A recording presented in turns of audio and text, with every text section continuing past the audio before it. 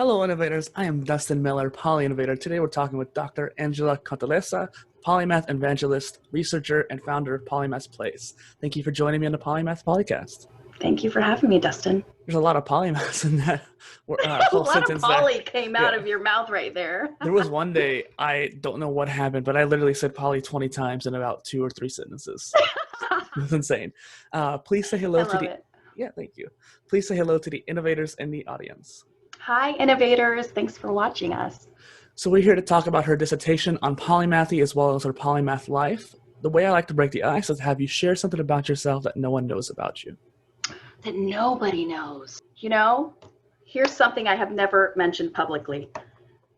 I was so committed to trying lots of things when I was 18 and off at college that I got my tongue pierced just to try something outside the box. Yeah. So during my undergrad, my tongue was pierced. And then when I graduated, I took it out, and no scars or anything, but you know, I like the idea of just going with the flow and being daring and trying new things within reason, right? But being mindful, but still. Yeah, but now here I am, Dr. Contalesa. You know, I kind of like the idea that like I could be Dr. Contalesa, who worked for several presidents and has a doctorate, of course. And I had my tongue pierced too.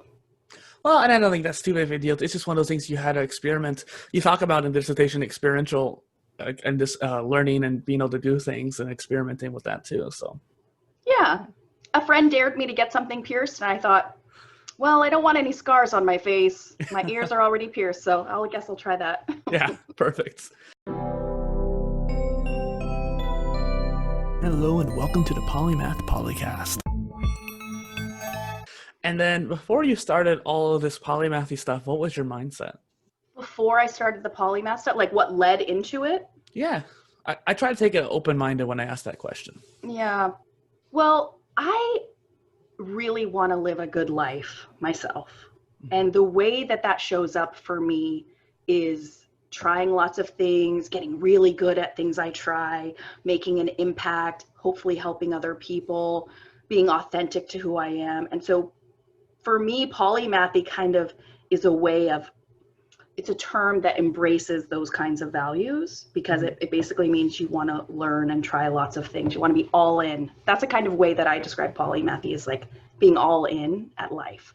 And so what led me to study polymathy was I thought, I want to study the kind of people that I want to be when I grow up, you know? So that's what led me to it. It's interesting. And it's funny how you mentioned all in, because I've literally been on 2 podcasts that were called All In. And it's kind of like a business idea as well, where you're going all in on that endeavor, you're trying to execute on it. But I think that polymathy fits in there as well quite a bit.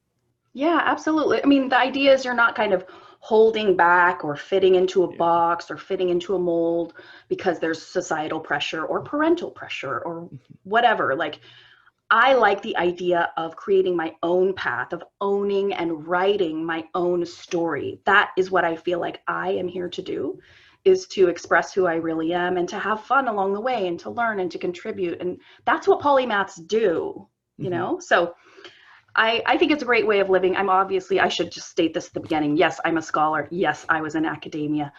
I am completely biased and pro polymathy too. It's perfect for this show, to be honest.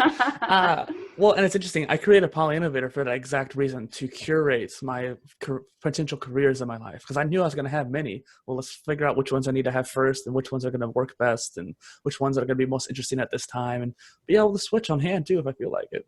Yeah, I love the word you use, curate, even more than create. Because create, and this is a word I use frequently when I'm talking about this stuff. Create is like, I could create something in my reality that I had no intention to create. Like I could create an illness, I could create a broken bone, you know, like, but curate means I put some thought and some intention behind designing my own experience.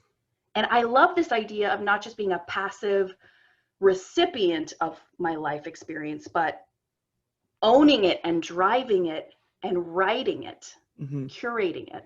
So I love that you use that word. Perfect. And digging into the questions here, then something I ask all my guests, but I never ask first, but I was mentioning to you beforehand, I think it's best to ask this first. What is a polymath to you? I'm going to give you 2 parts to that. I'm going to give you my off the cuff what comes to mind. And then I'm going to read you what I think is the best definition that exists in academia so far by Robert Root Bernstein. Sounds good. So what is a polymath? Well, it has nothing to do with mathematics. Yeah. If someone's new to the word, it basically means many learnings. Math is short for manthanin in Greek, which means to learn or learning. So it's someone who's learned a lot, even though we live in an age of specialization where we're told, no, don't learn about a wide breadth of things. Oh no, don't do that.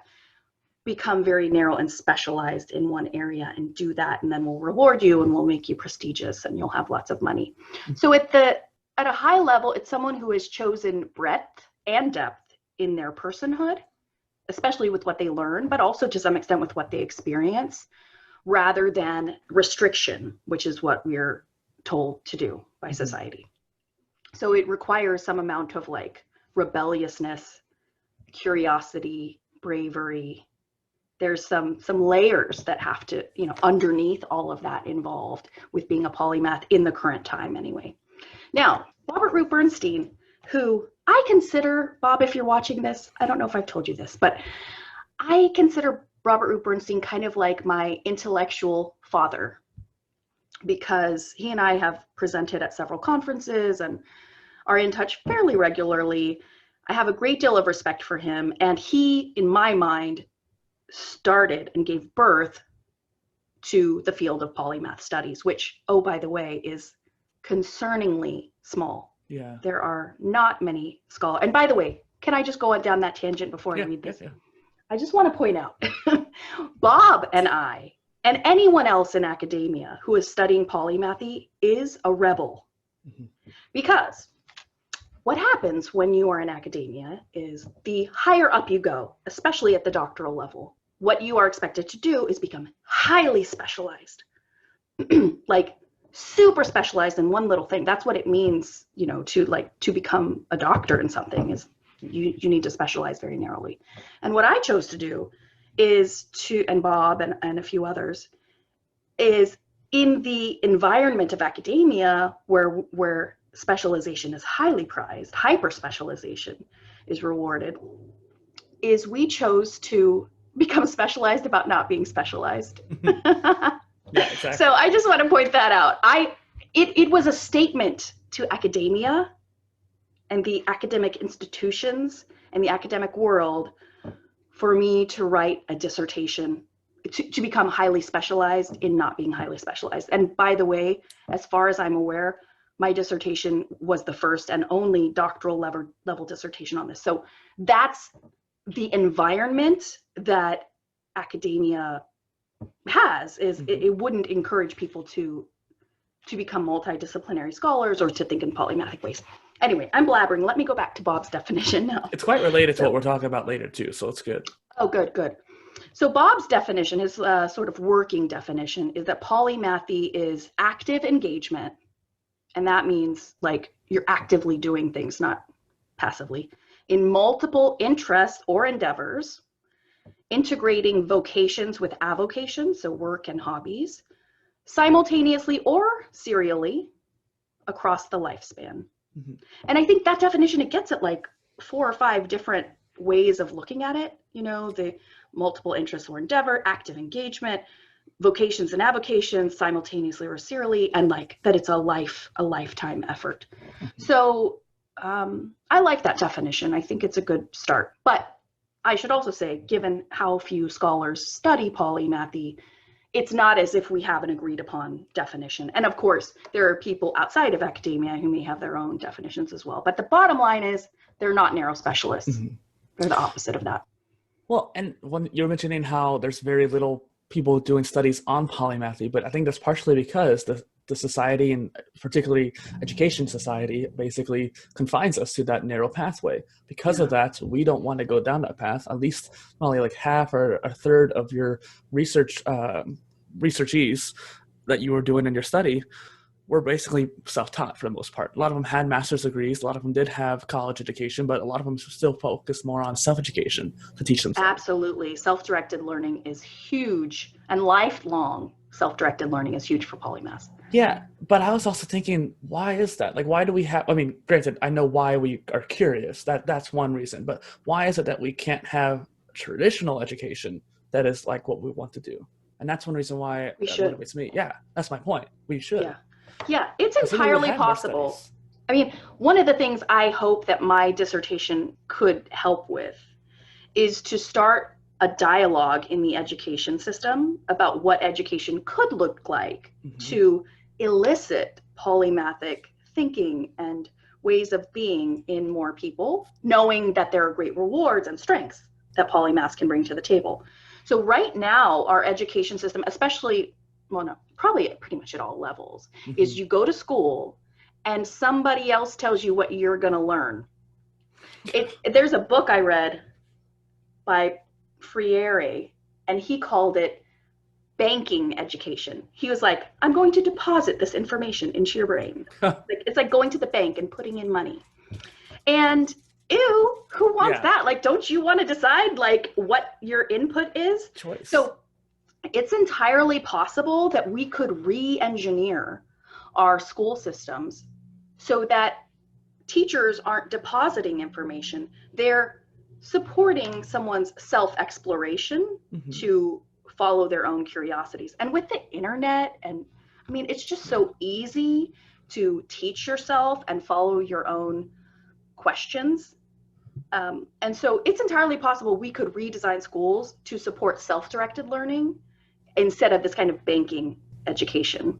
So you didn't get a chance to really look over the questions here, one of which is actually about my endeavor called the modular degree, where I literally do just that, where I'm trying to Yeah, change how we approach education through self-curated learning. So I yeah, created this mod degree to be a new way of approaching education in the modern age. And one of the biggest factors was I wanted to make it for polymaths. yeah. Sure, there's people who want to pivot careers or they want an alternative to college, but a lot of those people who want an alternative are polymathic people. And so what and plus this also helps with lifelong learning in general too. What do you Yeah. think would be some key principles or concepts to apply to that self-curated education degree? I think some of the key concepts would be that the individual learner would get to decide what they want to learn about, but they would have support. It's not as if they would be off on an island by themselves. Yeah. You know, they could still learn from a mentor, they could learn from an expert, a specialist, they could learn from a coach or a parent or a teacher. Like, it's not as if self-directed learning means, oh, you're just on your own and good luck.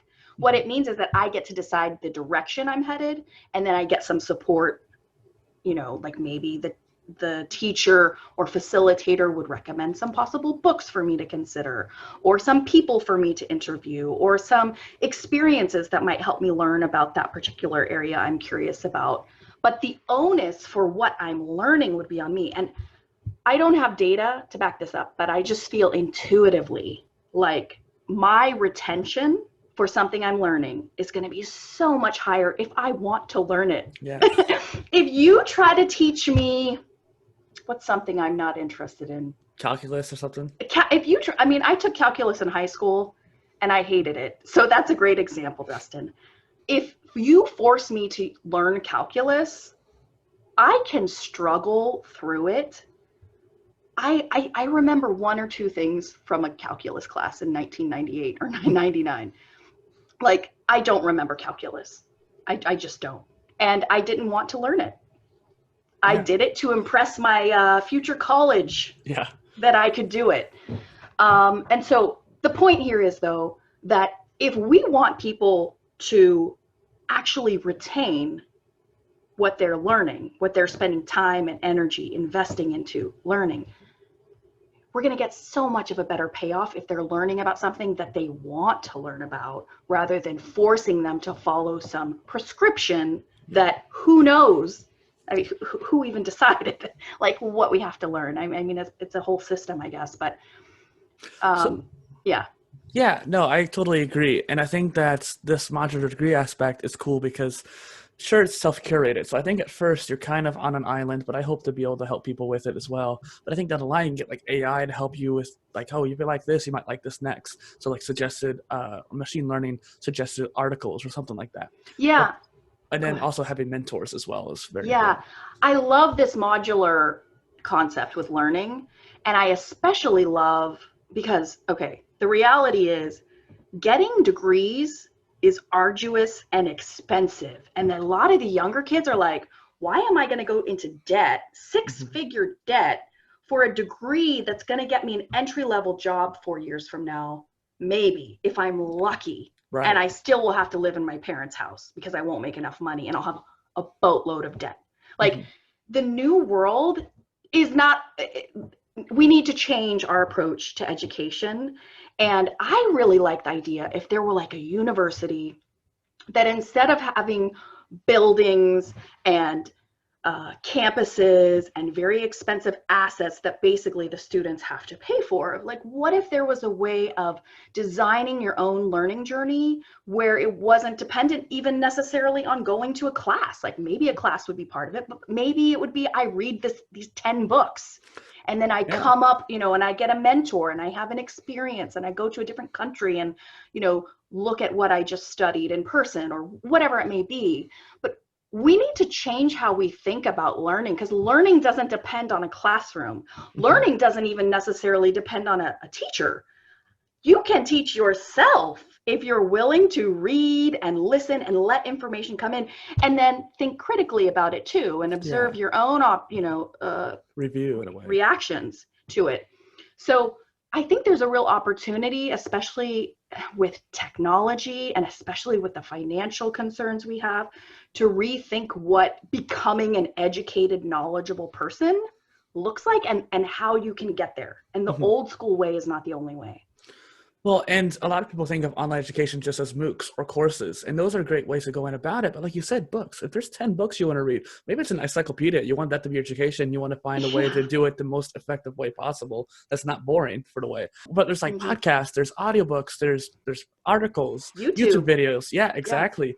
Yeah. And I wanted to be able to find a way to organize all of that. I couldn't find a degree that actually suited me, so I just made my own. That was my motivation. But I know that it also helped because I was able to be polymathic in my education, choosing between what interested me most. And so I could spend 12 hours one day studying something if I chose to. So I was so interested in it. And that's what I wanted to inspire. I don't know about traveling as much, but because I don't know how the logistically that would be. But everything you said there is what I'm trying to do with the modular degree. So that's really cool. That's awesome. I feel like this actually aligns a lot with your lesson collector page. So what do you think could come from that comparison? Yes, it does actually. And by the way, lesson collector, before I really even finished my dissertation, I was like, I'm so committed to learning and self-improvement that I came up with this website called Lesson Collector, which I've done very little with. But the idea I had this epiphany one day. I had this epiphany about what I want to do with my life. And I realized, I'll tell you the truth. I love, this is a little embarrassing, but I'm just going to be honest. Let's do it. I love scent. I love perfumes. Okay. I'm a collector of women's perfumes. And I was like having this little like conversation in my own head about what do I really want to be a collector of? You know, like I like perfumes, but at the end of the day, I don't want to be known as like a scent collector, even though that's nice. But I realized, I want to be a collector of lessons. I want to be a collector of relationships, connection with people. And that's why I came up with the website name Lesson Collector. And it's very related to Polymathy because polymaths are lesson collectors. They're information hoarders, maybe. So, and anyone who goes and looks at lessoncollector.com, I just have to say, like, it's not a very good website. There's not a whole lot there. But the basic concept was, let's all be collectors of lessons. And if I guess more largely, the question I want to put out to you guys is, what do you want to be a collector of in your life? What do you want to collect? It's a good question. And you had an interview on there with C. Joybell C. And so I reached out to her after that. That was interesting. It's a really interesting interview. Yeah. She and I both she's awesome, Charity. And she's an author and like super successful and has impacted a lot of lives with her writing and is a good friend. I really am so grateful to have her in my life. But she and I have the most interesting rabbit hole, spiritual, multiverse, like intellectual playground kind of conversations. We're both super open-minded to like the weirdness that exists in our reality here. Yeah, hopefully. And so, yeah, those cool. were some fun conversations with her. Well, hopefully we get into that a little bit here today too. And I was already thinking we might have to have you on again so we can talk more about modular education and just learning in general. Yeah, I would love to. And then we can go down those rabbit holes as well. Yeah. Kind of going back to your dissertation too, what are some of the things that you hope people to gain from that? You kind of touched on that a bit, but I'm curious more. There, at the end of the day, I think there are three main areas I want my dissertation to impact. One is the educational system, like we talked about. Like, can we please rethink what education looks like? Right. So we're actually tapping into and harnessing and leveraging the actual human intelligence that exists, rather than like having a shallow experience of our own intellect. Right. So changing education to allow for more self-directed lifelong learning is one impact I would like to see. And it wouldn't necessarily be from my dissertation, but just in general, that's one change I'd like to see happen in the world. Organizations is the second. I would like to see organizations stop discriminating against people who are not narrow specialists, because that's what they do. The organizations discriminate against people who have not been narrow and specialized for the most part. There are a few organizations and maybe a few types of positions where they don't discriminate, but it's sad to see people with multidisciplinary expertise be passed over.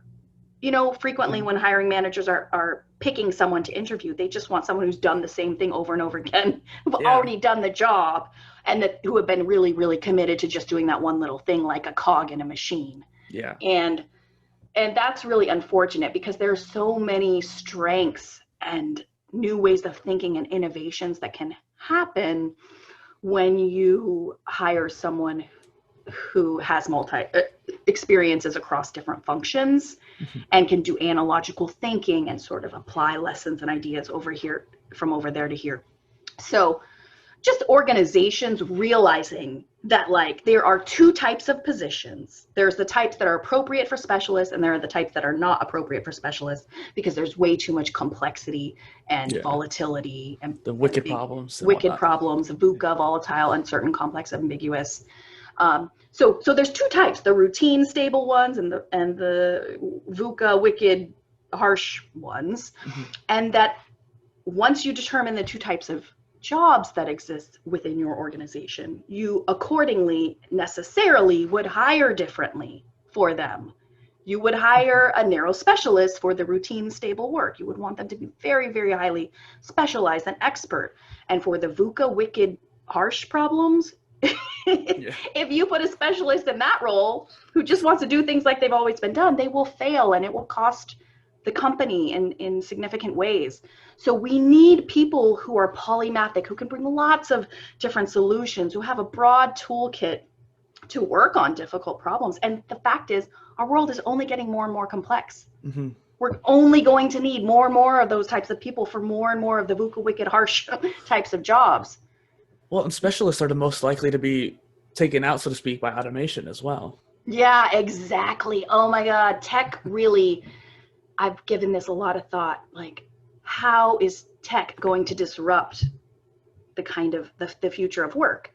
And what tech is going to do is force us to look at what sort of unique human value can we add, will we add, once the kind of grunt work is taken over. I mean, to some extent it's already taken over, but in the future it'll be even more the case.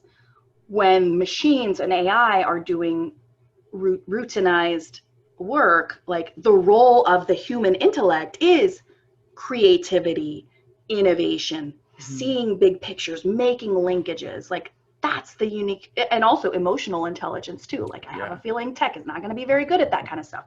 So we need to think through this ahead of time. We need to be proactive and like predicting what we need, so we could start that pipeline rather than just reacting once we have problems that are already here. And just to finish, oh, sorry, were you going to say something? Go. I just wanted to say the third, so education, organizations, and then the third area where I would like to see change is just at the individual level, because In my research, one of the things I heard from polymaths in the 21st century is it's actually fairly difficult. Mm-hmm. It's fairly difficult because how do you explain it without sounding like you're bragging? Organizations don't appreciate it. It's hard to manage time and like juggle lots of things. Even in relationships. I mean, there are a lot of challenges with choosing to curate your life in a polymathic way. But at the same time, it's really important, in my view, to be an author of your own story in a way that feels authentic. Right. And that's what polymaths do. And so I hope that more and more polymathic types feel less alone, more understood, more appreciated, more integrated and involved in our society more in the future. Yeah. Well, and I think too, we were kind of mentioning, you said something there, cogs in the machine, and that came down from the Industrial Revolution. And so it's interesting how since then we've had this specialist society norm, but there is this kind of change going on. We're seeing a change in society, partly due to the internet, not quick enough, honestly, but we still hold on to this whole narrative from the Industrial Revolution to become a specialist. What do you think it would take to be more normalized, to be multidisciplinary in society? I think people just need to see look at the arguments, look at the value, like learn about it. Yeah. Be Read your open-minded. Yeah. Yes. Read my dissertation and then we'll be good. Okay. Actually, there are quite a few books besides Range by David Epstein is a really good one. Bukwasa Med's The Polymath. Actually, Peter Burke just released The Polymath. I wonder what else coming out. Yeah, it just came out like a week or two ago. And he's a Cambridge scholar so there's some really good texts that have just come out. My dissertation was written in 2018. And I feel a shift, like several books coming out in pop culture, my dissertation, my show, your show. I mean, there just seems to be something happening in humanity where like these different agents are somehow independently all sort of trending in the same direction, being thought leaders really in this area. And it just feels like, isn't that interesting? Isn't that interesting that just all of a sudden around the same time, more of us are sort of creeping out there and emphasizing this. Isn't that interesting? So this leads me to my next question, actually. I've come across various tribes of polymathic people, such as your own Polymath Place, or Michael Barnathan's Project Polymath, or Eric Wallace's Polymath Playground, and more.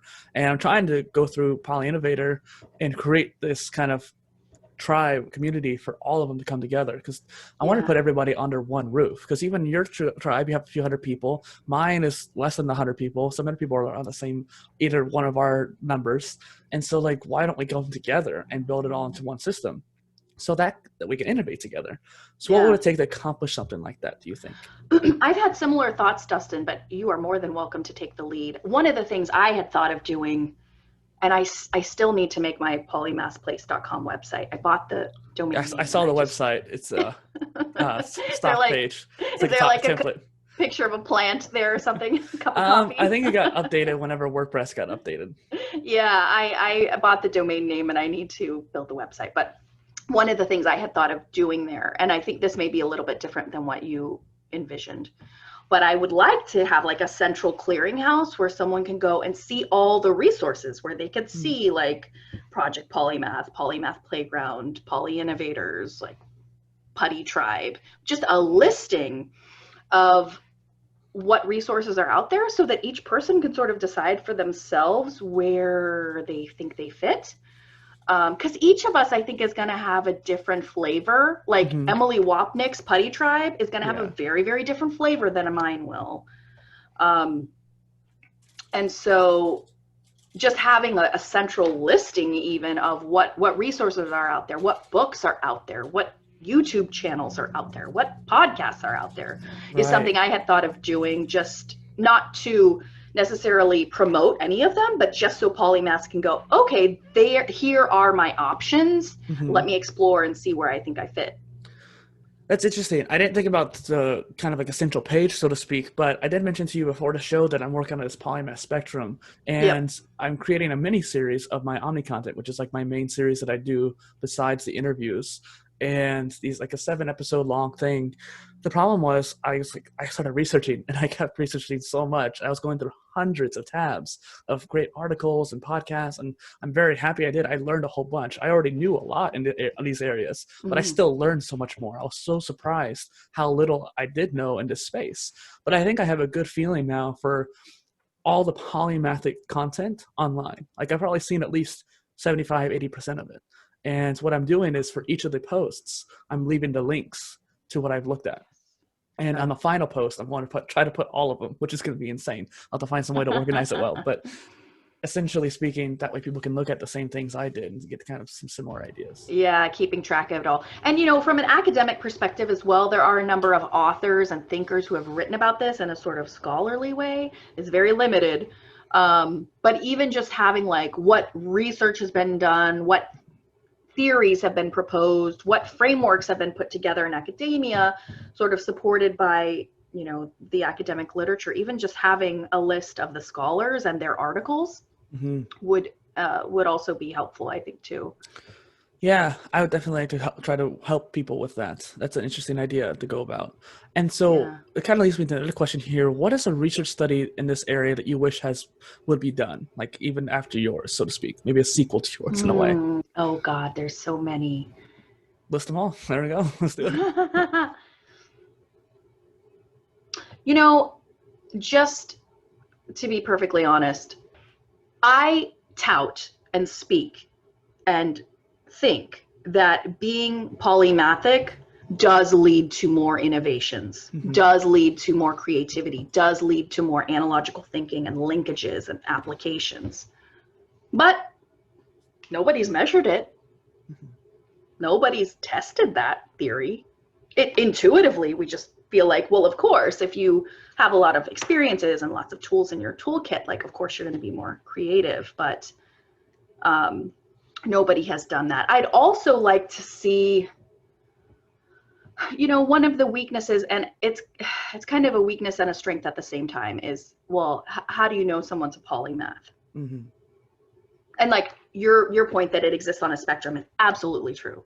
You do not have to be Leonardo da Vinci to consider yourself to be a polymathic person. Right. There's a range, you know, of how much breadth and depth you've had in your career and in your hobbies as well, and what you've learned and self-taught and what degrees you may have. Like there's different ways of looking at it, but it would be useful if we could somehow test, measure, certify, Dustin, yes, you are a polymathic person. That is a skill set you bring to work, or a skill set you carry with you throughout life. Because if we had that, it may lead to some strategic hiring opportunities or job placement that we could do in a smarter way if we were able to certify it. So that would require some research to figure out like how to measure it, the typology for it. I know Michael Araki has done some work on creating an assessment for it. But yes, so that is something we need, because right now it's just self-report. It's, I'm polymathic. Yeah. Or I'm aspiring polymath or something. Yeah, or an aspiring polymath. There is, I will say, it's not out yet, but there is a website coming out soon, I think, that's called Polywork. And it's similar to LinkedIn, but the concept is that it's for people who are talented in multiple areas. And instead of self-reporting, I'm a poly professional. Others I have worked with validate my different skill sets. And so LinkedIn is different because it basically is like, I'm good at this. And yeah, someone can give me like okay, she's good at communication or whatever. But this would be a more robust way of validating someone's multiple talents. Yeah. And there would be a clear, specific, explicit focus on multiple talents instead of LinkedIn, which doesn't necessarily have any specific intention in that way. Well, and it's literally just a line, so to speak, in LinkedIn. That's why I was making the sound there, because when you. One thing I talk about is personal branding. I think that's helpful for a lot of polymaths and polymathic people, because then you can express the way you want to do it on your own rights. And at that point, it's not really self-promoting or boasting, because you're literally just talking about your life, essentially. Yeah. But it is kind of still a little bit boastful, because you're talking from yourself. If we could find some way to do it communally, of like, hey, you saying I had the skill and vice versa, kind of like what they had on LinkedIn, but something bigger, like Polyworks I think is trying to do there. That'd be interesting. I almost think that a blockchain platform would be useful for that. That decentralized approach would be very interesting. Yep, absolutely. That makes a lot of sense. The wisdom of the crowd. Yeah. Yep. You've mentioned that your husband is an inspiration for you, for your work, and you believe he's quite polymathic. What are some tell signs for you? You know, when I first met Joe, I loved that he didn't sort of fit in a box. He was so intelligent and capable and constantly learning. For example, like was an Eagle Scout as a boy, which is the highest level of Boy Scout. And it means basically he learned about lots of different like survival things and that kind of thing. But he's also like really good at training animals, and he could drive a snowplow, and he could, I don't know, if we needed to figure out, like, just yesterday my printer wasn't working and you know, he's really good with technology and like figuring that out, and totally self-taught at that too, by the way. Like he can read something even very difficult and understand it. I will totally confess, like whenever there is like something we buy that has instructions where you have to assemble it, I give it to him, because he's just really good at reading something and just grasping it, even if it's very technical. I'm good at reading things and grasping it, but not at everything, but especially if it's technical. Speed too. Yeah. So, you know, and we've done a lot. We've had various adventures. We've we rode dual sport motorcycles for several years together before we had our daughter. Now motorcycles are a thing of the past. But we did fun, daring things. We rode in a hot air balloon and took helicopter or flying lessons. And, you know, I think we both just had this approach to want to try lots of fun things and learn, and but still be authentic to who we are. And so, yeah, I think, you know, he does those things, which is great. That's cool. And speaking of your daughter too, how was your journey of finishing your doctorate while going through an entire pregnancy and early motherhood? Yeah, no one's ever asked me that in an interview before. It gets passed over. Yes. So I would not recommend necessarily what I did, although I wouldn't discourage it either for anyone. You know, I think we all have to decide what we're capable of bearing and juggling or not. So yeah, I worked full time with a career in the federal government, managed a family real estate business, was a full-time doctoral student who finished my doctorate, including the dissertation, in 3 years, which is the fastest possible time frame that can be done in. And I also had a baby. Oh, and my 95-year-old grandfather, my dying grandfather in his early to mid 90s, I was also watching over him. So I had a massive amount of responsibility on my plate when I was writing my dissertation. But my daughter was definitely a priority to me. Like she was the priority to me, and still is. So I'm not sure what else to say about that, except, you know, I did it. I survived it. She's been a priority to me and will always be. And, you know, we made it through a challenging time somehow. Right. Well, I didn't sleep much. Yeah. I guess sleep was the one thing you had to give up at that point, but you juggled and hustled through it. I juggled and hustled through it. And honestly, can I be honest?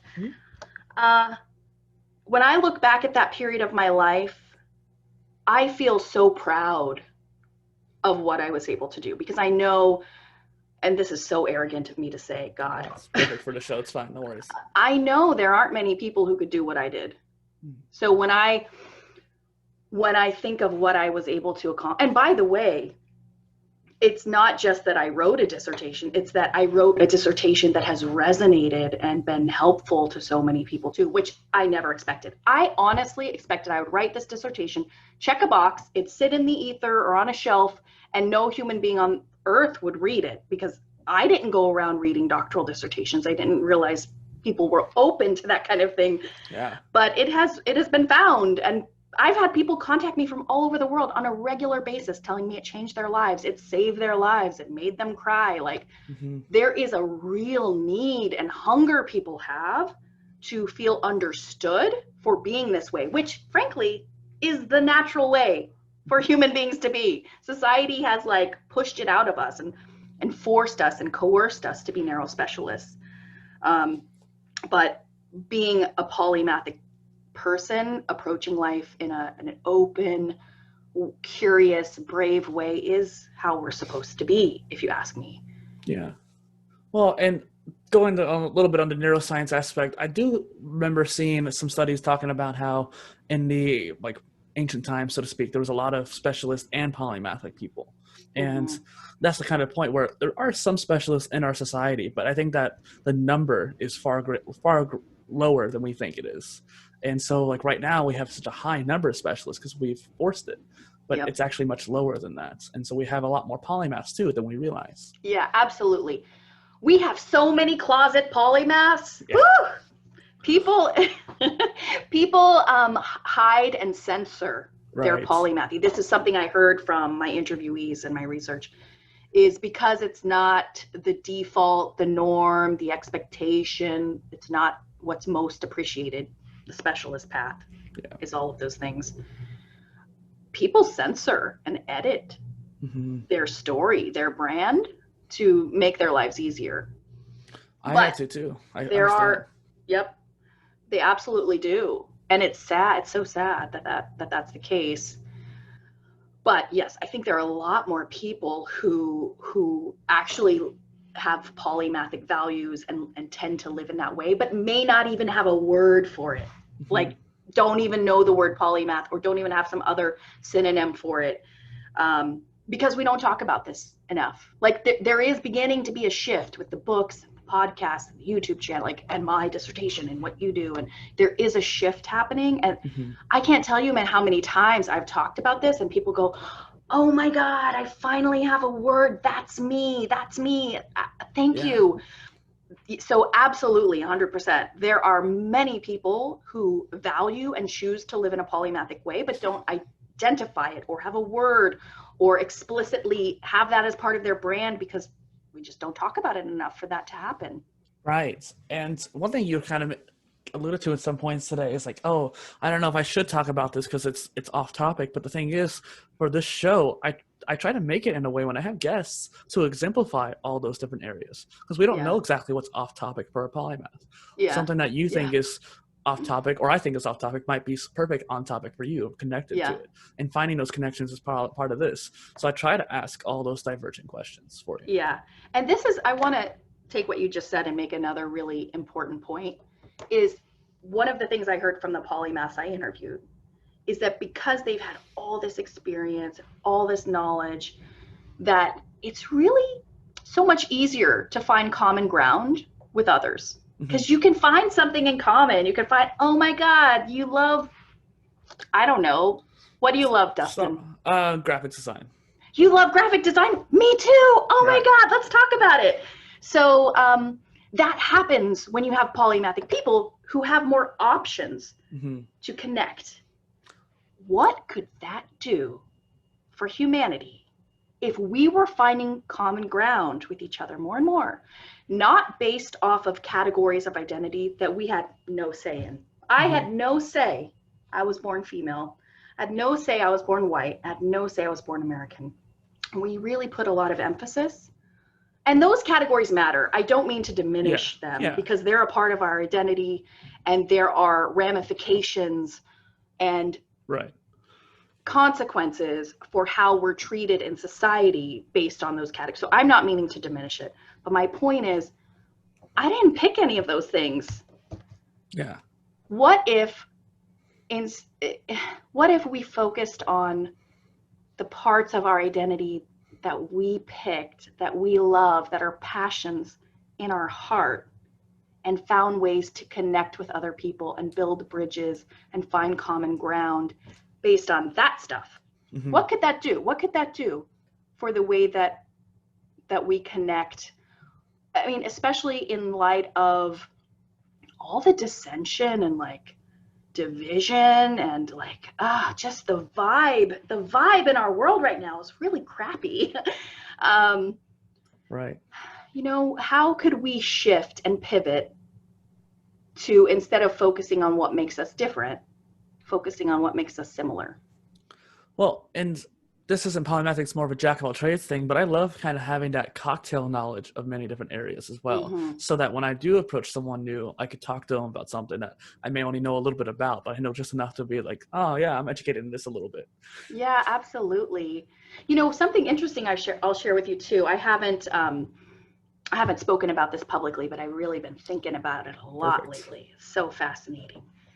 Is there's a French scholar who's long dead. He wrote this book. His first name was Teilhard. He wrote the book called Phenomenon of Man, which I'm still reading. Mm-hmm. But what this book talks about is, what are the trends you see in evolution? If you look at evolution like you're studying what evolution is and does, he argues there are two trends you see as evolution progresses in any species. One is higher individuation. So each agent, each creature you're looking at becomes more and more unique. Mm-hmm. There's more uniqueness that you see as a species evolves. And in addition to more individuation, he said that you also see more interconnectedness, more collaboration, more like we're each unique, but we're moving in this direction together. And I know this is super heady, so just bear with me for a minute, but I feel like polymaths do that. That's what polymaths do. Polymaths individuate. Yeah. They become singular only expressions of who they are. Mm-hmm. They don't fit in the box. They don't become the cog in the wheel. They become unique, true versions of themselves. They individuate. Yeah. Maybe polymaths are part of what we're gonna do as we evolve. Maybe that's part of the process. That's what Teilhard would say. And then, go ahead. I was just going to say, before Poly Innovator, I created what I call the United Living Construct for that same purpose of connecting people together who are individualized, but in a way that we can create a hub of innovation, so to speak. Yes, hub of innovation. I love it. The second thing that Teilhard said in his book, The Phenomenon of Man, is that in addition to becoming more individuated at the individual level, is that you begin like hive mind, like bees or ants, collaborating as a larger whole. Mm-hmm. And because of what we just talked about, where polymaths can find more ground, they can make connections, they can see the links, they can find something in common, they can make those linkages, they can synthesize and build bridges. Is a polymathic approach part of what is necessary to get that sort of hive mind? Right. You need those connectors, you need those polymaths. So I would posit, because I believe what Teilhard said is accurate, that polymaths are an expression of human evolution moving forward. Mm-hmm. That we need polymaths in order to evolve as a species and reach our collective potential. Well, and even like specialists need to have dual specialties now. I when I created my spectrum, I almost didn't want to include specialists, but I realized that I need it for the comparison there, but also the fact that in the next 10 years, specialists are going to have to get more now, get expanded upon their one trench. It's almost forceful now, like nanotechnology, biotech, biopharmaceuticals. These are combination fields where you need two specialties. And so we're approaching that precipice where everybody has to have more than one specialty at this point. Yeah, no, I mean, we've been at innovation for a while, right? Especially with the advent of modern technology. Okay, so we've been at innovation for quite some time. And the innovations that we have that would have occurred within a single discipline have mostly been exhausted. Yeah. So now where do you innovate? Where else do we go? What else do we do? You make combinations at the intersection of disciplines or fields, and that's where you're going to get more of the payoff if you're looking for innovation. So absolutely, I think we need more and more of this, especially in the context of how many difficult problems humanity faces as a species. Mm-hmm. global warming, the pandemic, like everything really. Yes, I mean, there's so many problems we need to solve. We need to be strategic as a human collective. Yeah.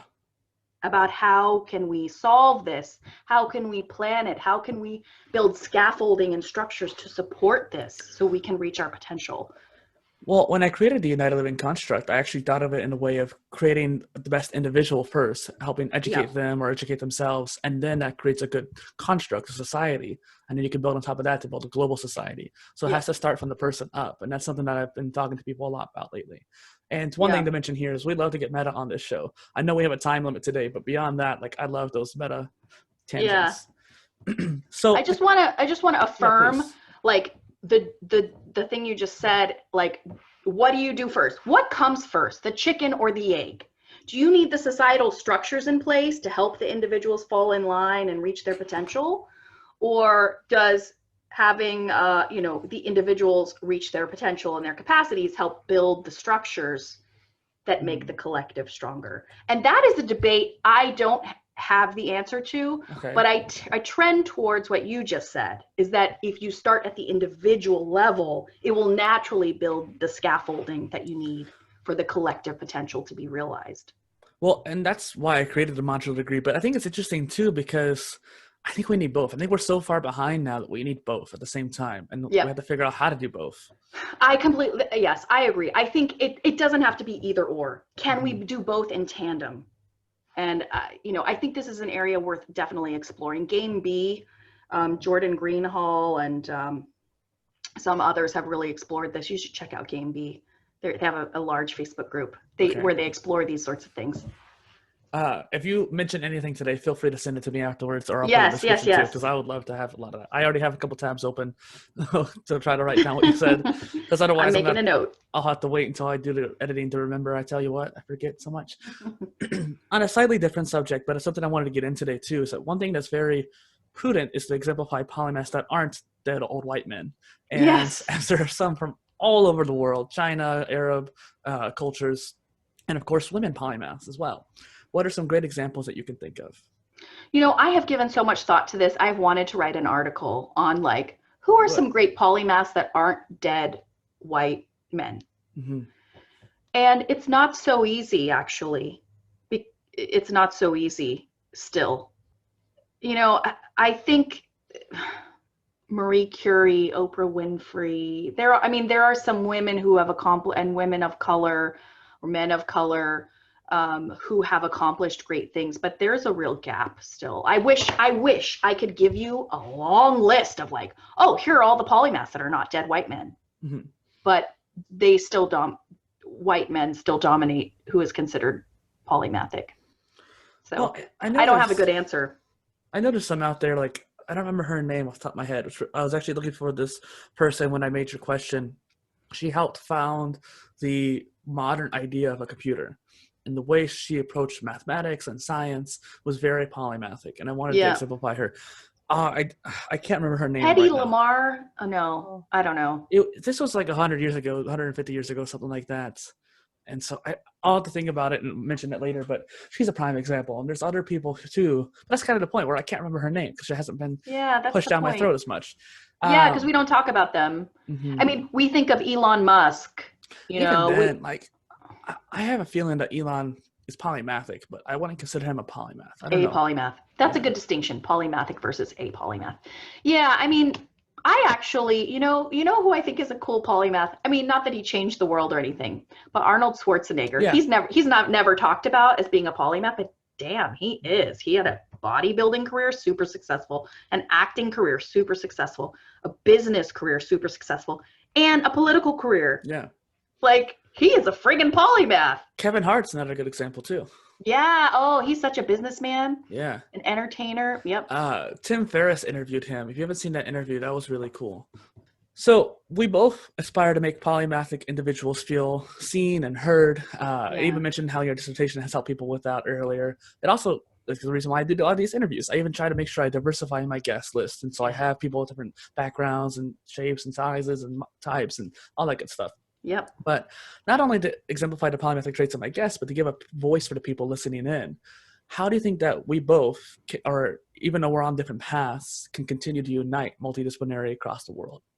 Yeah, I think having conversations like this, and can I just say, Mm-hmm. so I've been at this for 5 years. I started my dissertation in 2015. It's now 2020.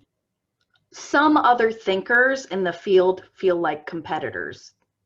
The vibe they give off, like, I reach out, hey, can we connect? Can we talk? No response. Send it again. No response. Like and I will not name any names here, but some of the thought leaders in this arena compete. Mm-hmm. And some of us collaborate and support like this. So that's part of what I think we should be doing. If we really care about this concept and we want to support people, let's harness our collective capacities and support one another rather than being competitive. Yeah. You know what's something super serendipitous in a way? It's super interesting. Last night when I was reading and watching some of your stuff and also taking into some other accounts, some other polymathic people, I had it's kind of like a eureka moment in a way where I was like, okay, I need to record a micro Polycast real quick. Because I do these micro episodes that are 3 to 9 minutes long too. And this was about competition. Now, Peter Thiel, famous venture capitalist and entrepreneur and all that good stuff, I don't remember exactly what he said. He said polymaths are dead. And I thought that was not true, but that's a whole other point that I wanted to just throw out there. But the main point I want to make is that he talks about competition is for losers, because competition stifles innovation for the most part. Like, sure, people try to iterate because of it, but it doesn't actually conduce it. It's collaboration that really gets that innovation. And that concept made me think about what you just said there. There are people in this space that I haven't had any negative issues per se when it comes to people saying no to me for it. If they said no to me, it was more of like, my metrics are too low. I have too little followers, something like that. And even then, I kind of get that because they're super busy. And like, I've had multinational CEOs on the show and stuff like that. So I get that persona. But collaboration is key. If we want to, I literally created this last night. I need to upload it. But if we want to pursue this, as creators of this content, of this kind of space, we need to collaborate, because it's actually better for us to do so. And in the long run, more will come out of it that way. Yeah, absolutely. Absolutely. And the other thing is, if you think about it, I mean, I'm like psychoanalyzing people who compete in this space, but if you're really secure and confident in what you can add, you don't need to compete. You can praise other people's work, give credit, reference, talk about what other people have done, encourage people to check it out on their own, like find what fits for them. It's a sign of insecurity when you're like, no, don't pay attention to those people. Just look at my stuff. Right. It's interesting too, because like I mentioned earlier, I'm putting all those links in my posts for like that mini series I'm making. The problem is that if you look at it from a search engine optimization standpoint, if someone clicks any one of those links, they're leaving my site, which could mean, sure, it makes me more of a thought leader in Google's eyes, but it's also like, hey, they're leaving my site, which means what's over there is more interesting than there. So I'm actually going to rank worse, presumably, because of that. But I'd rather have that sacrifice and make sure people can see all the stuff that's online about polymathy. That's more important.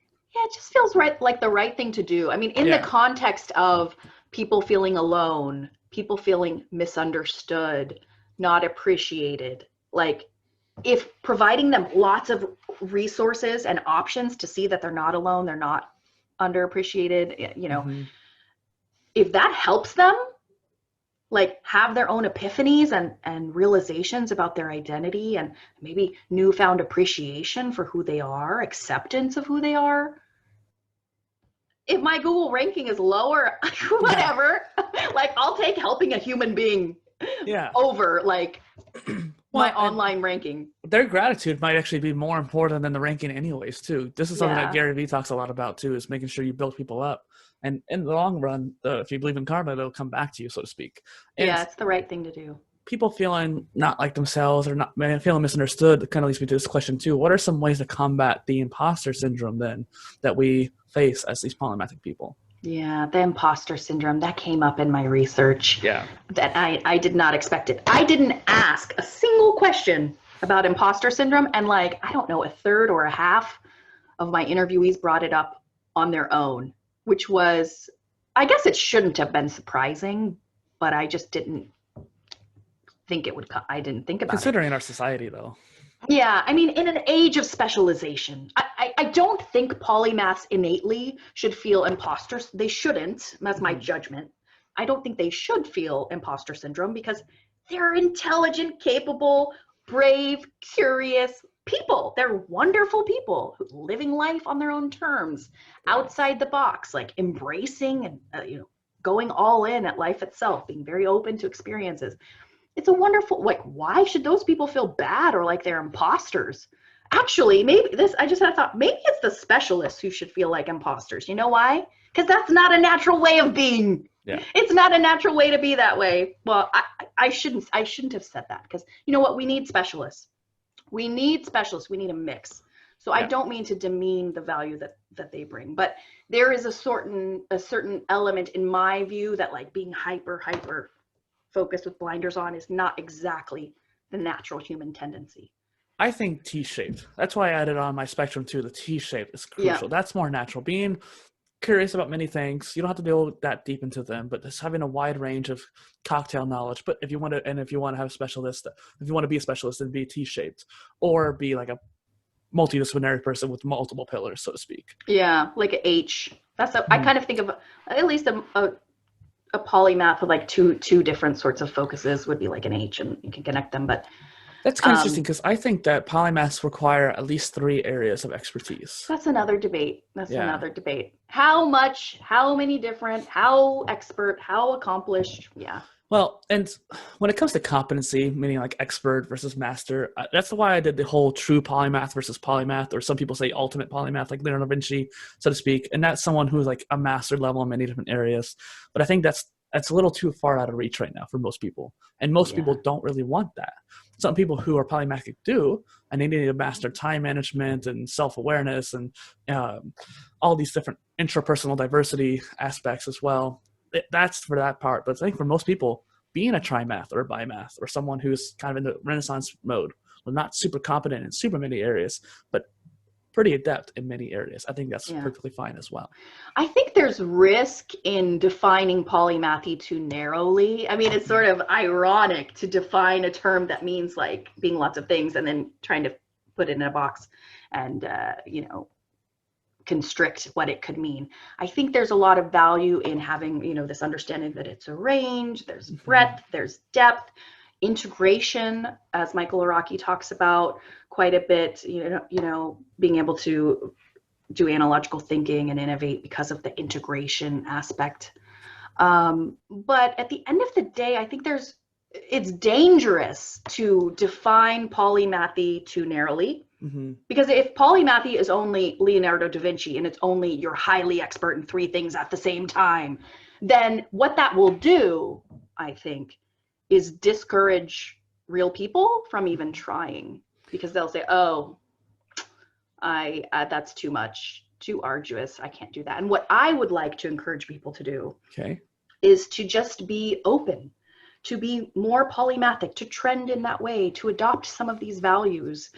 To not expect Leonardo level creative genius, eminent contributions, but just see how you can open up to experiences a bit more. See how you can self-direct your own learning journey a little bit more, and do it on your own terms in a way that feels comfortable and rewarding for you, rather than someone imposing what the word polymath means and then it's too elitist and you can't participate in that. Yeah, and so the definitions I had mentioned there, I'm not trying to cut anybody out of that. I just thought the true polymath would be a good aspiration tool. And then like the polymath term being more realistic, because like at this point too, I think Peter Thiel's point when he said polymaths are dead is that it's too hard to master anything nowadays because there's so many fields that are changing so rapidly, and there's way more fields. Renaissance men wanted to know everything. Well, now the term everything has changed drastically. We have so many new areas of science and stuff like that. I don't think it's impossible to be polymath nowadays, and I think you might agree. It's obviously a natural state for many people, but yeah, I mean, I think a key distinction is you could view polymath in terms of tell me what you know, tell me what you've done. And you know what you knew and what you've done may soon become outdated and irrelevant, because as you said, we're in a fast-paced society where things are changing.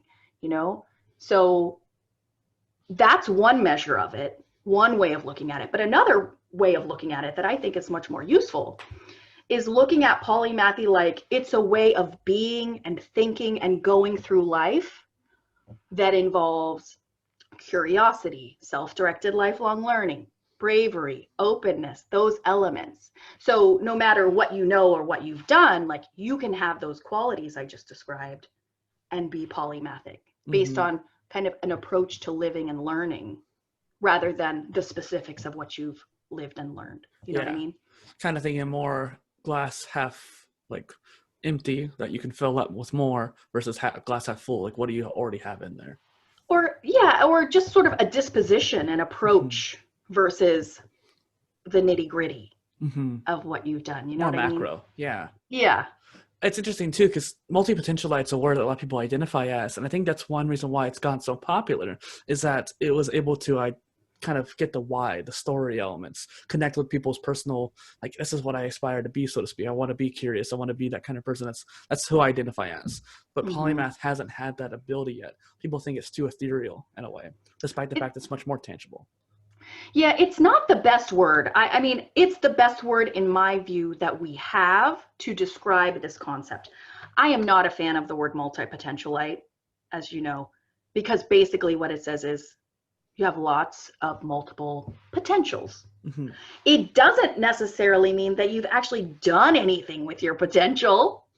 And isn't that kind of the point? Like, isn't the point to like live well and try and learn and have experiences?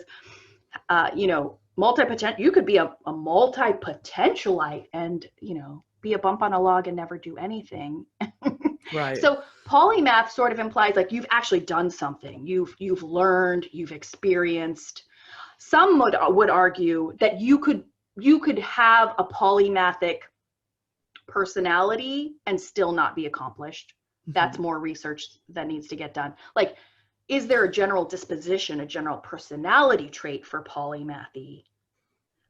Some might say it's ADHD, by the way. I'm having a conversation with a Stanford guy later today on that, because he thinks, he's like, tell me about polymathy. And then I describe all, and he's like, sounds like my ADHD. What's the difference between ADHD and polymathy? I've been seeing some similar things too. Like some of my guests have identified or been told they're ADHD, and not all of them, like only a handful of them. But even some neuroscientists are even labeling Leonardo da Vinci as ADHD, which posthumously I don't think is a great idea to try to identify something like that for someone, even for someone of that caliber. But regardless, it is interesting, and maybe that it's not that we are misdefining polymath. Maybe it's misdefining ADHD patients. Maybe they're not attention deficit. Maybe they're just multi-potentialites. Really curious. Really curious. Yeah. Hungry for information. Yeah, and this is an area I hope to explore more. It's just interesting more research needs to be done. Like, is there a difference between polymaths and people with ADHD? Because I also have had many people who are like, I'm a polymath, and oh, by the way, I've been diagnosed with ADHD. It's happened, you know, many polymathic types have told me that. But just circle back to the point about the word and how we label it and how we think of it. Polymath is a clunky word. When I first found it, I remember when I was beginning my research, by the way, I was like, I want to study Renaissance people. That's how I thought of it originally. I want to study Renaissance men and women, because that's what I wanted to be like. That was how I labeled it for myself for a very long time. I want to be a Renaissance woman. And I remember like Googling synonyms for Renaissance man. And I kept seeing polymath, and I kept going, I have never heard that word ever. So I refused to use it. Nobody knows it. Why would I use a word nobody knows? But I kept hunting for the right term and just couldn't find it. So I resorted to polymath because it was technically the correct single word. We have other phrases, like general. But I wanted a single word, or like general phrases. Yeah. Okay. Yeah. Yeah, like jack of all trades, even though I don't like that one, or homo universalis, or why don't you like Jack? Jack of all trades. It has this connotation with the master of none, and polymath. I mean, I guess it's sort of on the spectrum somewhere along with polymathy. Yeah, I don't know. So. It's also not a single word. Yeah, well, that's true. Jack of all trades, master of none, but also sometimes better than a master of one. Yeah. And, If you finish it that way, then I like it better. and that's the problem. Like, for some reason, society cut off that second half. So Yes. that's one reason why I don't know. I think it's because they wanted, well, because of the Industrial Revolution, people wanted to be specialists. They wanted people to be cogs in the wheel. Yep. Well, and that's one reason why I kept it. Like, I could just drop Jack of all trades and just make a polymath spectrum without it. But I think by changing people's perception on that phrase there, it'll help polymathy in the long run by proxy. Yeah, I think so. I mean, I think I like your idea of having what you showed me earlier today before this recording started, this sort of spectrum with different terms and sort of where they would appear in relation to one another. I think that's a great idea because having choice is a good thing. Having words is generally a good thing to attach to your identity and gain self-awareness. Although I will say one point, and I have made this point before, is polymaths are very used to not fitting into categories. They defy categorization. They have elements of their personality that people think don't go together. Like, can you really be a tattooed magician, PhD physics professor? Yes, you can. That happens to be somebody I interviewed. Right. So they're used to defying categories.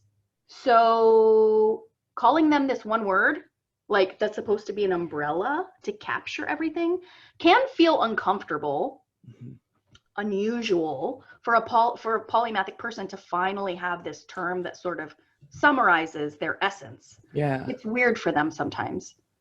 Well, and I don't know if you noticed, but one of the terms I put on that spectrum was a niched polymath. Yeah. So one thing I'm noticing is that there's a lot of people who are not polymaths in the sense of divergent areas of like having multidisciplinarity, like in many different fields that are separate, disparate fields.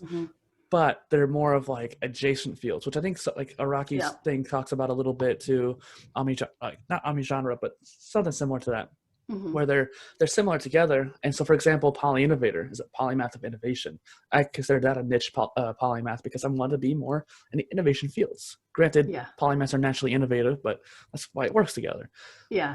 But the thing is, it's not a polymath of many different areas, so to speak. I just want to innovate in these fields. That's what I care about most is innovation. I don't know why, but that's what I'm obsessed with.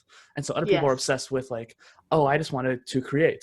So polymathic creation or something like that. These kind of niched ideas in a way. Yeah. But I think you're right. I mean, when we think about how the typologies that could exist or the different terms or the ranges, there's definitely like people who have multiple skills in adjacent fields. And then there are people who have skills in not so adjacent fields, and like their qualities are maybe a little bit different and their abilities are different. And so it would be wonderful if at some point in the future we had more robust study and understanding and labels to understand these different options about how being a poly person can show up. Poly person, I like that. A poly professional. Polyprofessional. Look at that. We're making terms already. You could have so much fun. Put poly and then just something else. Okay, so have you seen my website? Yes, that's what you do. You already do that. Polyinnovator, Polypro, Polycast. I actually had Polyblog, but I was like, this is too many poly. Someone even said that, and I was like, you know what? I agree. So I made an omni-blog because my blog is omni-genre. I talk about everything, so to speak. Yes. So like, omni-blog makes sense. But I have poly in front of everything. It's actually kind of funny, honestly. I love it. Poly Dustin. There was something else that I put poly in front of that was like that. That was funny. I can't remember off the top of my head. So something related to you mentioned here about people of our kind not really wanting to fit inside a box. How can we break outside the box more? Yeah, I think the more that we do it, the more other people will feel comfortable doing it. Like lead the way. Make up your own rules. Like if make up your own hodgepodge combination of who you are. I really love this way of being. Can I just say, like, growing up, there were multiple elements of my identity that weren't supposed to go together. I'll share a little bit with you. Like, I was born in Berkeley, California, which is like the liberal hippie mecca, right? And yet my grandparents who raised me put me in private Christian schools, very conservative. So I was in this world where it's like, it's liberal here and it's conservative here, and I can sort of get both and see the pros and cons of both. Another example is my mother is a Cuban immigrant. Mm-hmm. And my dad was, born in California, raised in California. And so I had these two cultures sort of coming together. I grew up in a household with 3 generations, my grandparents, my dad, and my 2 older brothers. And so I felt sort of, even though I'm of this generation, like I'm exposed regularly to people from other generations. Also, I'm female, mm-hmm.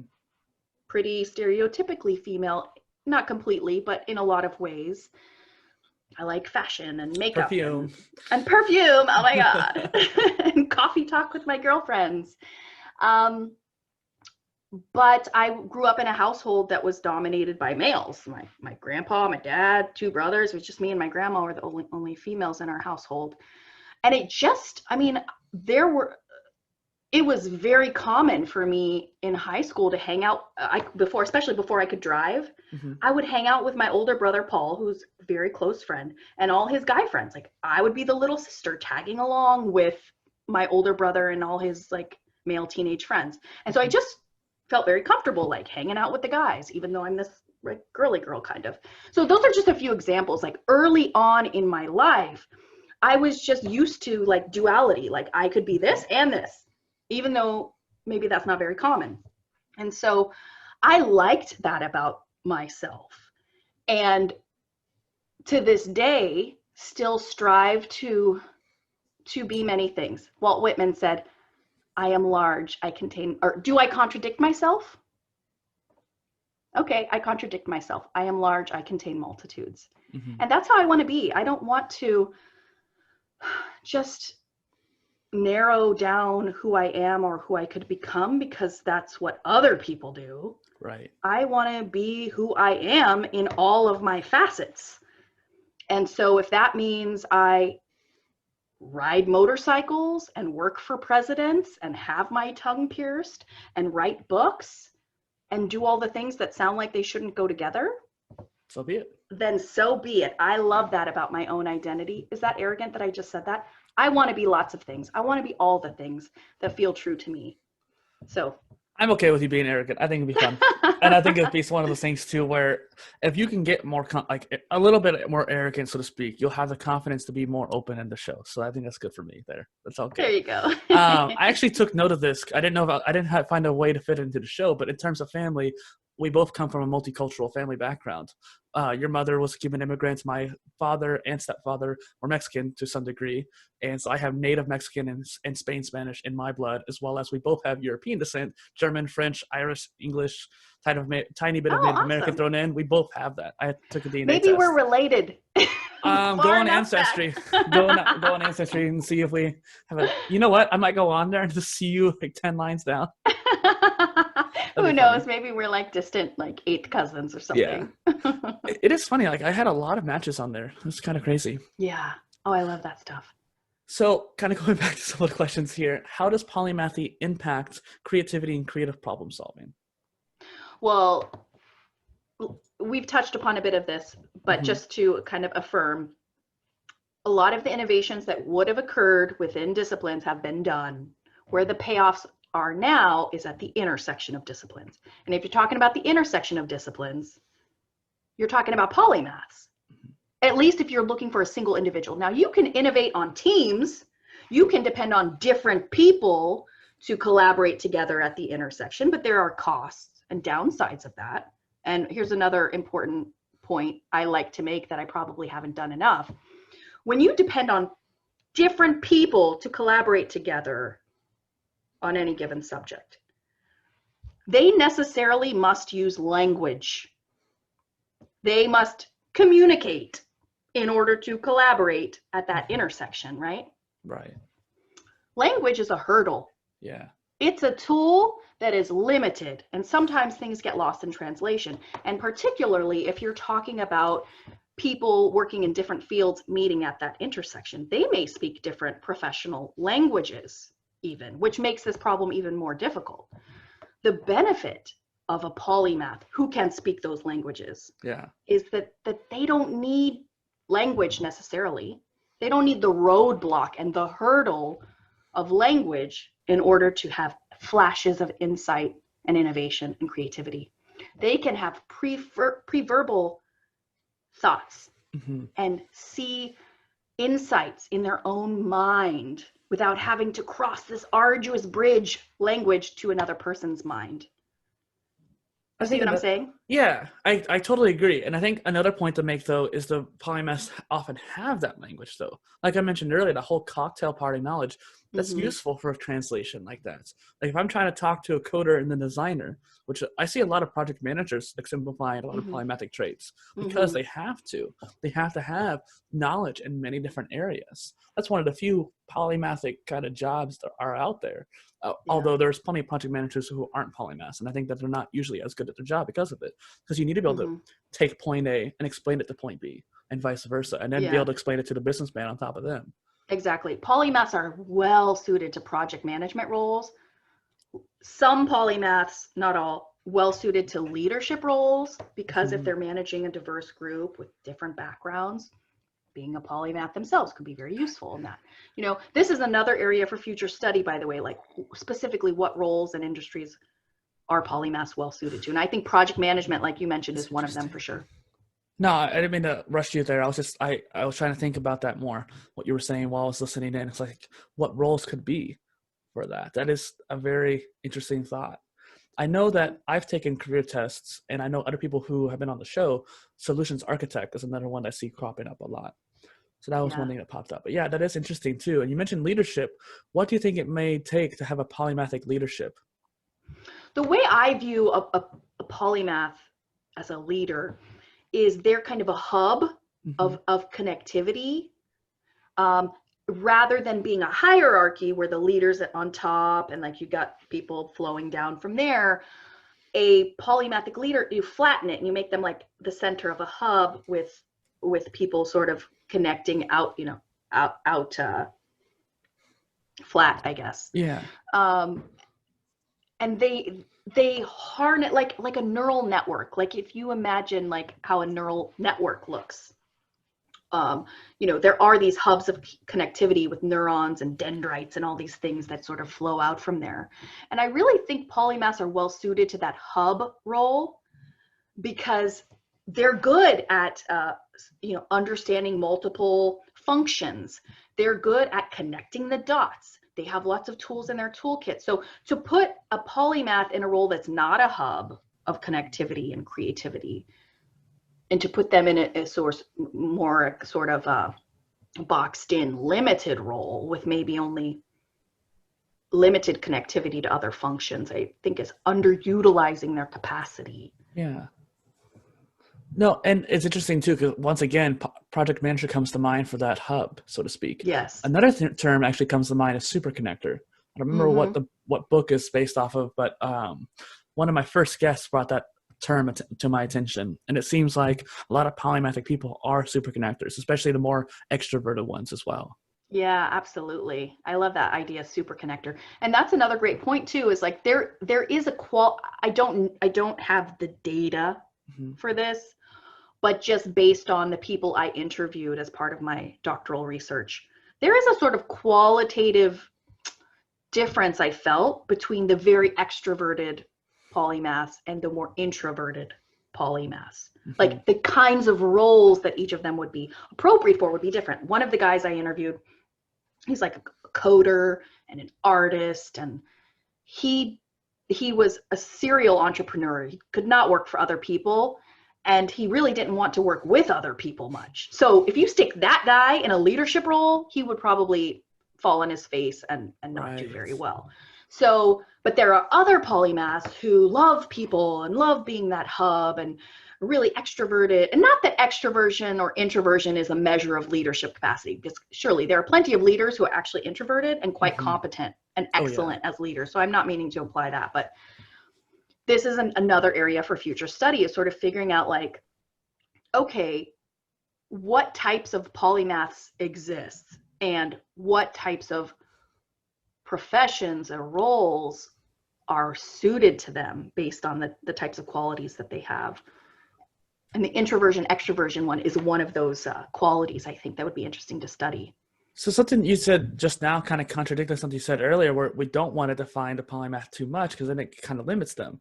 But then we also need to identify types, which means it requires definition. That's kind of it's a paradox that you and I both, I think, are coming across here quite a bit. It sucks because we have to, but we also don't want to.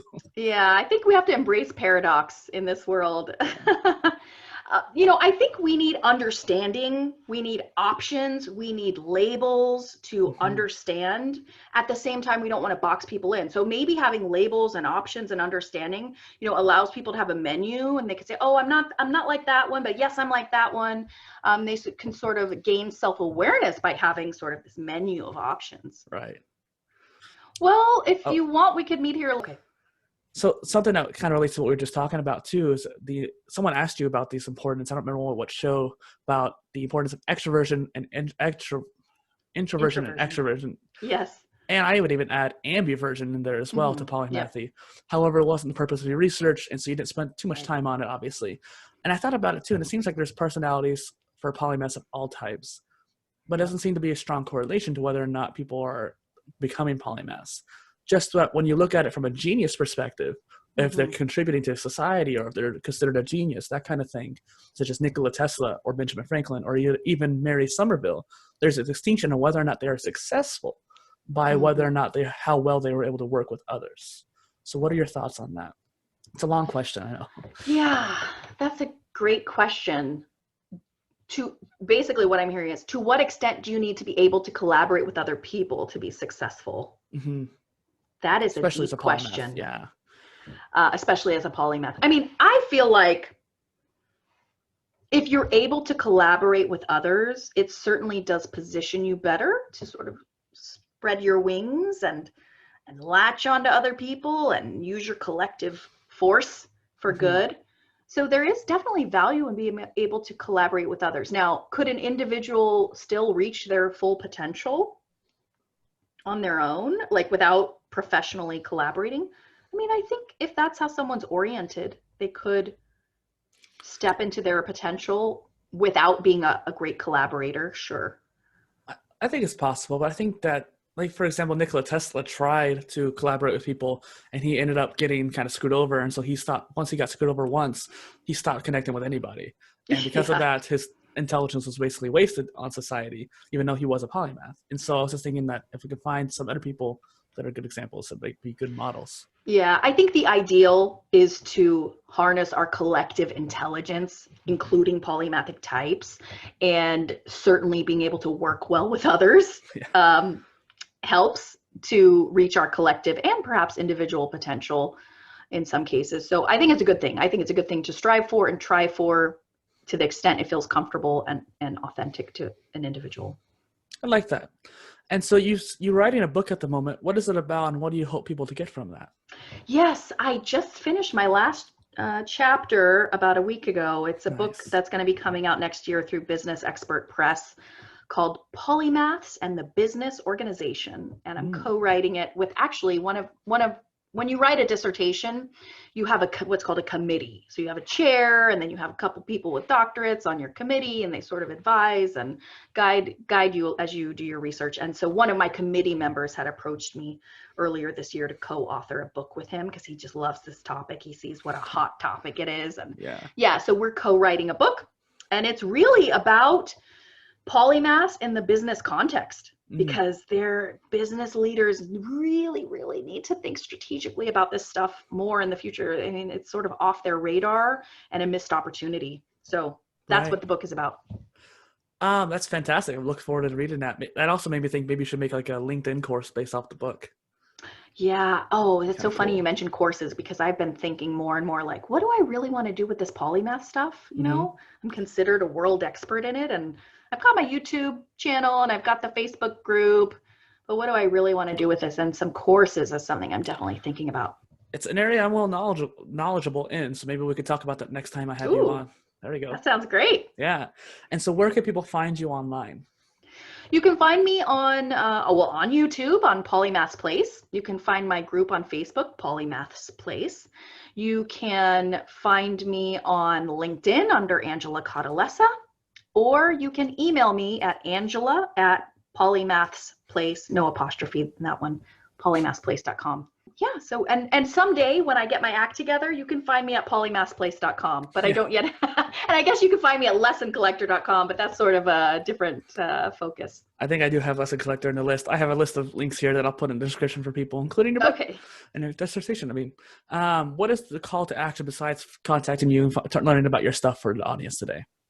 My call to action is to be open, try new things, live life on your own terms, learn as much as you can, contribute as much as you can while you're here. Mm-hmm. Be brave, be curious, be all in at life. Yeah, all in. Once again, there we go. Yep. Thank you, Dr. Lessa. Dr. Lessa. Yeah, that's what my brother calls me. Oh, I want to mention too, for anyone who wants to read my dissertation, if you go to researchgate.com, you can find, or if you just Google "In Pursuit of Polymaths," you can find it for free digitally. If you want a hard printed copy, go to amazon.com. You can find it there. I also created a journal for polymathic people that's available on Amazon, and t-shirts. Perfect. People had asked me for you go to Amazon, you can find some Polymath's Place t-shirts too. I have ResearchGate and Amazon already in the description for people, so don't worry. Awesome. You're on top of it. I'm impressed. Thank you. And so once again, this is Dustin Miller, Polyinnovator, and Dr. Angela Cautalessa on the Polymath Polycast. Thank you. Bye, everyone.